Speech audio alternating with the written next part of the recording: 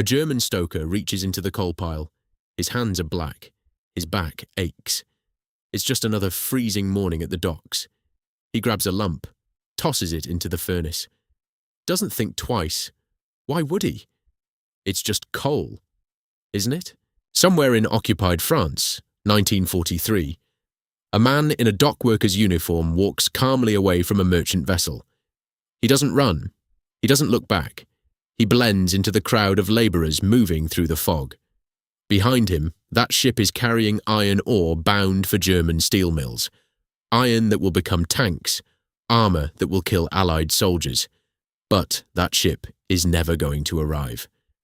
Because buried inside its coal bunker, disguised as fuel, is a device so simple and so perfectly hidden that no one aboard will ever see it coming.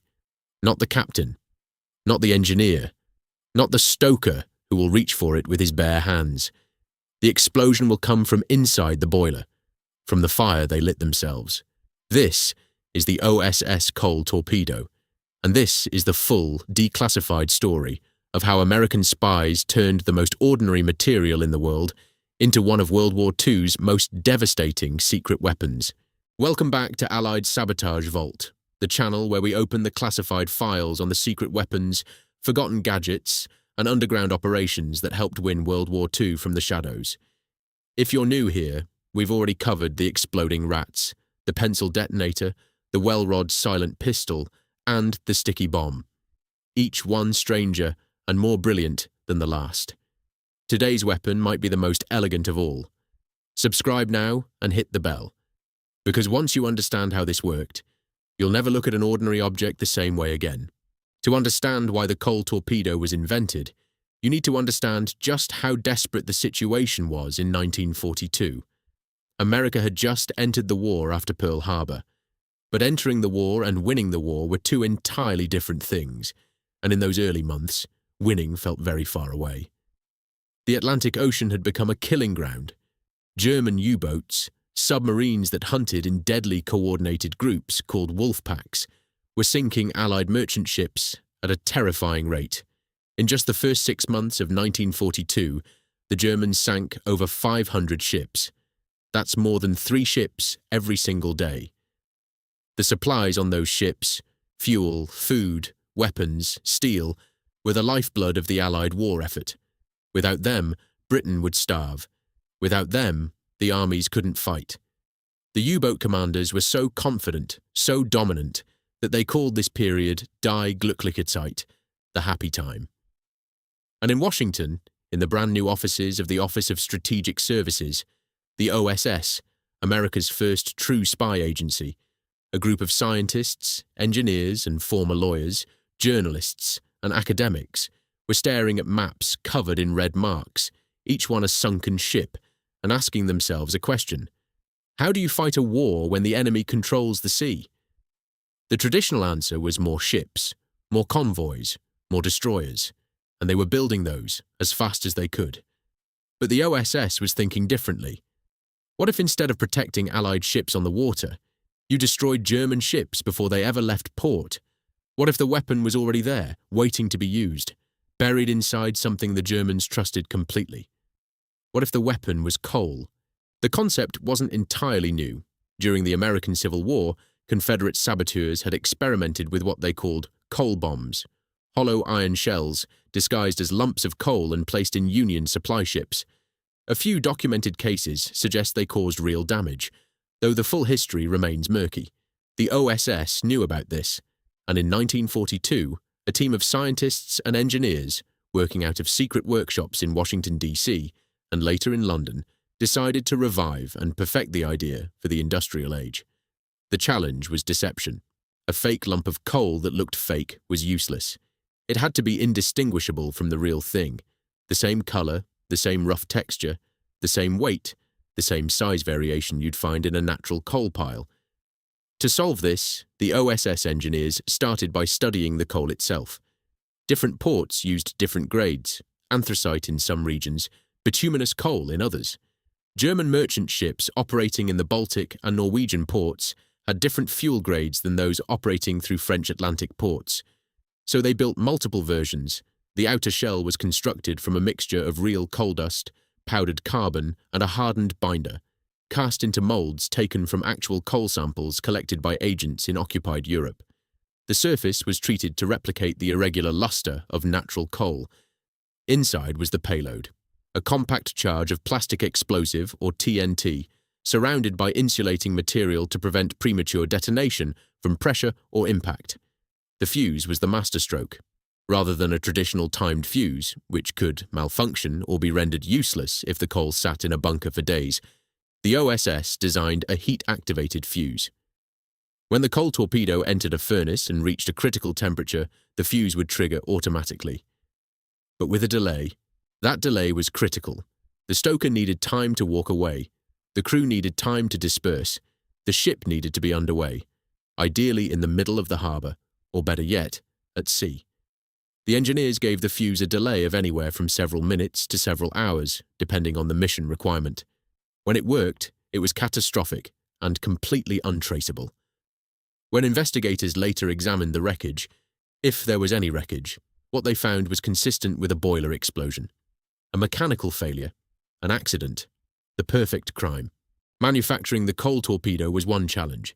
Getting it into the right coal pile was another, and in many ways the harder one. The OSS couldn't simply mail explosive coal to occupied Europe. They needed networks, and by 1943, they had them. Across France, Norway, Belgium, and the Baltic states, the OSS worked alongside the British SOE, the Special Operations Executive, to build and supply resistance networks. Ordinary people, factory workers, dock labourers, farmers who lived near rail lines. These were the people who would actually deploy the coal torpedoes. The weapons were typically delivered by OSS agents, often parachuted into occupied territory under cover of darkness, or smuggled across borders inside legitimate cargo. Once received, local resistance members would move them to the target: a coal depot, a dockside bunker, a rail yard fuel store. The deployment itself was almost insultingly simple. You walked up to the coal pile. You reached in. You placed 2 or 3 coal torpedoes among the real coal, pressing them down so they sat naturally among the surrounding lumps. Then you walked away.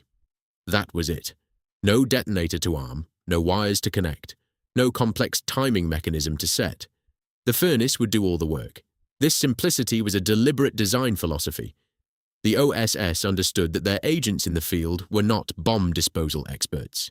They were electricians and teachers and fishermen and students. The weapon had to be operable by someone with zero technical training, under pressure, in the dark, potentially with guards nearby.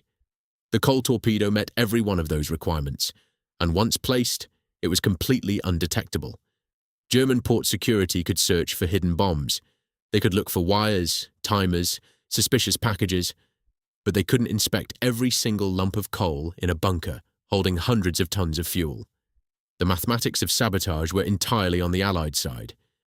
So, what did the coal torpedo actually hit? The primary targets were German and German-controlled merchant vessels, the supply ships that fed the Nazi war machine with raw materials.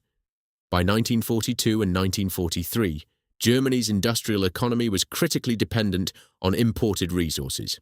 Iron ore from Sweden and Norway, shipped down the Baltic and through Norwegian fjords, destined for the steel mills that produced tank armour and artillery shells.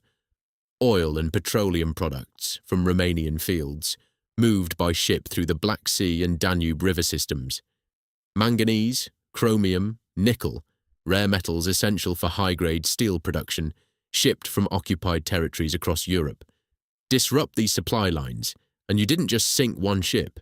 You starved the entire production chain. A steel mill with no iron ore goes cold. Cold mills produce no armour plate. No armour plate means fewer tanks at the front. One well-placed coal torpedo, in the right ship at the right time, had a multiplying effect that rippled through the German war economy for months.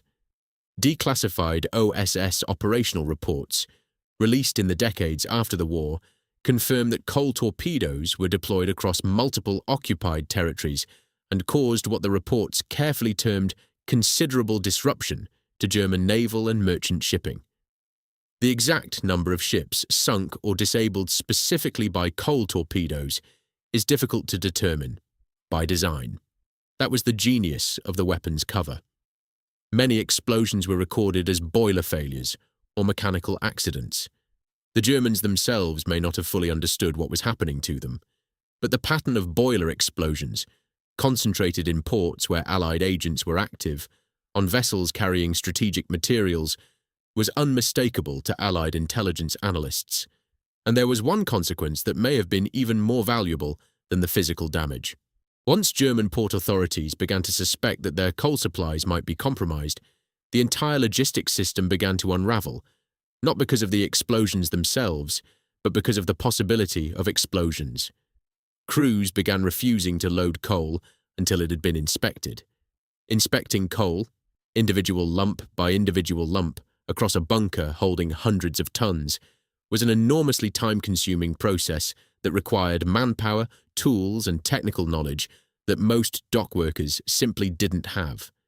Ports that the Germans had optimized for speed and efficiency, loading a merchant vessel in hours, now took days. Convoy schedules slipped. Cargo sat on docks. Delivery windows to the Reich were missed. This was exactly what the OSS's simple sabotage field manual had theorized, that the psychological effect of sabotage, the fear of sabotage, was often more damaging than the sabotage itself. The Germans had experienced the same thing with the British exploding rats program, a scheme where dead rats were stuffed with plastic explosive and left near boiler rooms. The program was actually compromised before it caused any direct damage, but when the Germans discovered the concept, they spent enormous resources hunting for explosive rats that were never deployed. The coal torpedo worked the same way. Every lump of coal became a suspect. Every stoker became a potential victim. Every boiler room became a place of anxiety. An army that is afraid of its own fuel supply is an army already losing. The coal torpedo didn't exist in isolation. It was one piece of a vast, interconnected campaign of industrial sabotage that the OSS and British SOE were waging across occupied Europe. A campaign designed to make the Nazis fight a war on two fronts simultaneously, one against Allied armies in the field, and one against invisible enemies within their own territory. The OSS Simple Sabotage Field Manual, one of the most remarkable documents in American military history, laid out a philosophy of industrial warfare that went far beyond weapons. It instructed ordinary citizens on how to cripple the Nazi war machine through small, cumulative acts of disruption. Misplace a tool, give wrong directions, ask unnecessary questions in meetings, make small arithmetic errors in reports. Individually, these acts were meaningless. Collectively, they were devastating. The coal torpedo was the kinetic, explosive version of this same philosophy. It was the manual's sabotage doctrine applied to the most fundamental industrial process of the age, the burning of fuel to drive the engines of war. The Allies understood something profound. You don't always defeat a war machine by building a bigger one. Sometimes you defeat it by making it doubt itself, by making it slow down, by making every routine task, every shovelful of coal, every tool, every gauge reading, feel like a potential trap. The coal torpedo, the exploding rat, the pencil detonator, the sticky bomb, taken together, they represent a revolution in the idea of warfare. Not nation against nation with armies and navies, but minds against machines, ingenuity against industrial power. And the remarkable thing? The ingenuity won. The war ended in 1945. The OSS was dissolved shortly after, replaced eventually by the CIA in 1947. But the coal torpedo's legacy didn't disappear with the agency that created it. Examples of OSS coal torpedoes were preserved in American and British military archives and can today be found in museums including the International Spy Museum in Washington, D.C. and the Imperial War Museum in London. They look exactly like coal. That's the point. Even in a museum case, behind glass, labelled with a placard explaining exactly what they are, they look like coal. Pick one up, if you were allowed to, and it would feel like coal. There is something quietly extraordinary about that. A weapon so perfectly deceptive that even when it's on display, even when it's inert, even when you know what it is, your brain still processes it as an ordinary lump of rock. That's how good the OSS engineers were, and that's why more than 80 years later, the Coal Torpedo stands as one of the most elegant examples of applied deception in the history of warfare. Not the biggest weapon, not the most destructive, but arguably the most clever. The Germans spent billions of Reichsmarks on U-boats that prowled the deep. They built Tiger tanks and Panzer divisions and Atlantic walls, and somewhere in a freezing Norwegian port, a man in a dock worker's coat dropped 2 lumps of coal into a pile and walked home for dinner. That ship never made it to the Reich. The iron ore sat at the bottom of the North Sea, and somewhere in Washington, an OSS analyst quietly updated a ledger. Mission complete. This has been Allied Sabotage Vault. If this story hit you the way it hit me, smash that like button. It genuinely helps this channel reach more people who love this kind of forgotten history. Subscribe if you haven't. We've got a vault full of these. And next, we're opening another one. Drop a comment below. Tell me, do you want the British sleeve gun next? The OSS Stinger pen pistol? Or something else entirely? I read every suggestion. And remember, the most dangerous weapon in World War II didn't look like a weapon at all. It looked like coal. I'll see you in the next vault.